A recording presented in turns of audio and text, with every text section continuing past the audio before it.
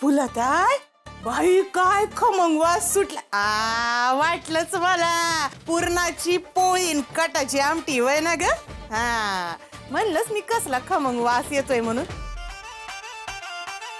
काय म्हण आपण फुलताय, होळीचा सण म्हणला की तुझ्या हातची पुरणपोळी खाल्ल्याशिवाय सण झाल्यासारखाच वाटत नाही बघ. मग नुसतं खाऊ न गस, हे झालं ना की पुरण वाटायला बी घे. मी नाही म्हणजे करण मी पण मग लाली कुठे? आता ती बाहेर गेली आ. हाय का आता? आता कुठे बाहेर गेली म्हणायची? गेली असेल कुठेतरी पुरलेली मडी उकरायला. राजाच्या बायकोला भिकचं ढवाळ आणि हातरून सोडून बोईला आलं. अशी गत आहे तिची. त्या भामट्याच्या नादाला लागून आयुष्याचं वाटुळं करून घेणार आहे ती. आत्या बाई सणासुदीचं बाई चांगलं बोला की. लालीजी, ओ आई, लालीजी कुठे दिसले नाहीत? काय माहिती गोपाळ कुठे गेली तुझी बायको किरड फुकायला. मी काय म्हणते आता सणासुदीचा दिस आहे आणि हित एवढी कामं पडलीये आणि तुझी बायको कुठं गरका मारायला गेलीये कोण जाणे. मी सांगते ना फुलत आहे हे असलं काही नसणार आहे. ही जास्तीची कामं पडतात ना म्हणून गेली असेल कुठं तरी.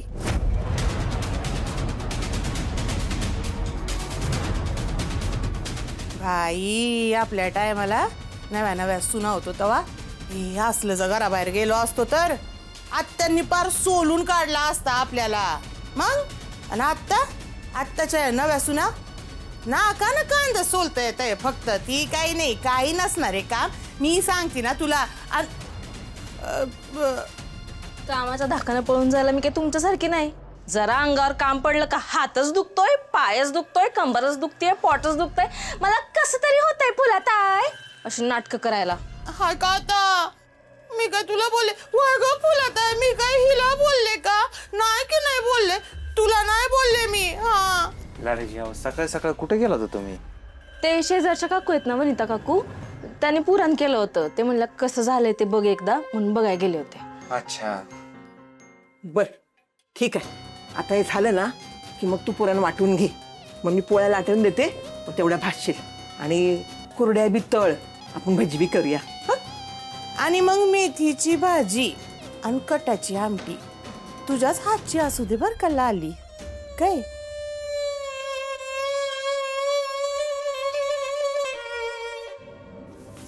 काय करते बाई? हाय का आता? बघून घे डोळ्यानं अशी त्रास देती. चला ही आता घरच्या कामात अडकलीये म्हणजे शालूला मला माझ्या जाळ्यात अडकवायला वेळ नाही लागणार. निघायला पाहिजे.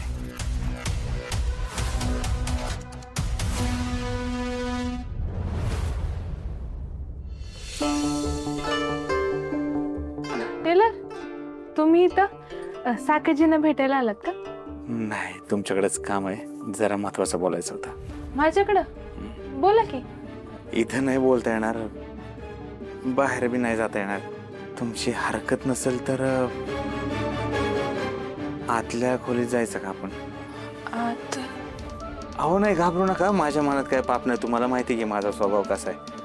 महत्वाची गोष्ट आहे म्हणून तुमची हरकत नसेल तर. बर ठीक आहे, चला.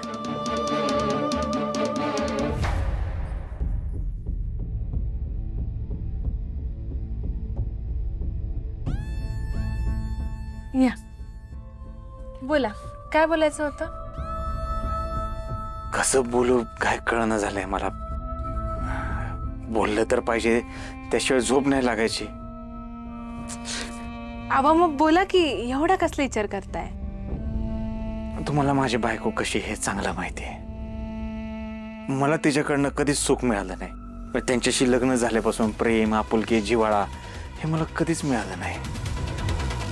आयुष्य सगळं बेरंग झाले. पण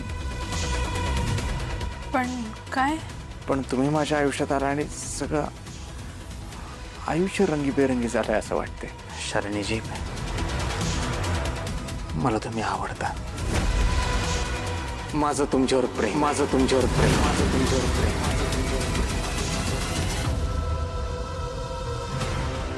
हे खरंच माझ्या प्रेमात पडलेत की ह्यांची बायको म्हणते तसं माझ्या मागं लागलेत? त्यांचा संशय खरा तर नसेल ना? माफ करा, भावनेच्या भरात माझा ताबा सुटला आणि मी तुमचा हात पकडला. माझी व्यक्त होण्याची पद्धत चुकीची असेल, पण माझ्या भावना खऱ्या आहेत. तसं नाही टेलर, पण आपल्या दोघांचं बी लग्न झालंय.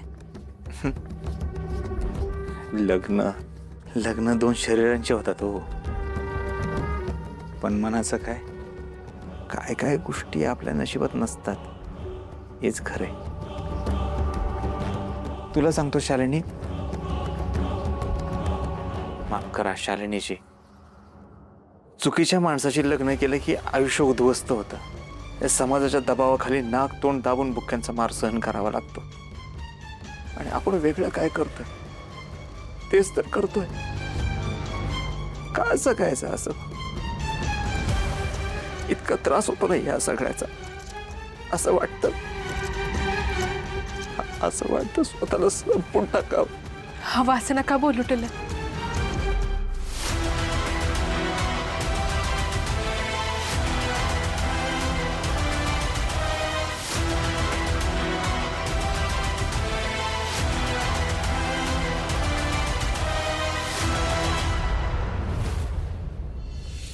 झाली, आवर बाई पटापटा, अजून लई पोळ्या बाकी आहेत करायच्या. हा हा.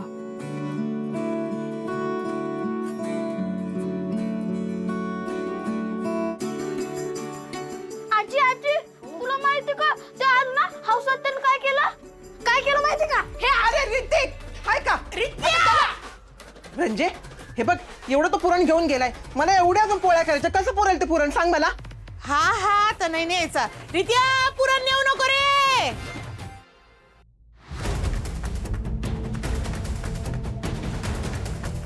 मी सकाळपासून कामातच अडकले आहे. याचा फायदा घेऊन हे कुठं गेले तर नसतील ना? दुकानावरच असतील का त्या बाईच्या मागं गेले असतील?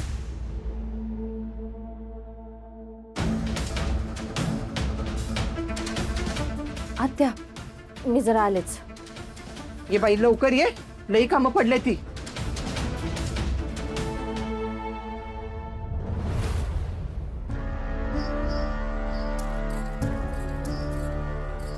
माफ करा.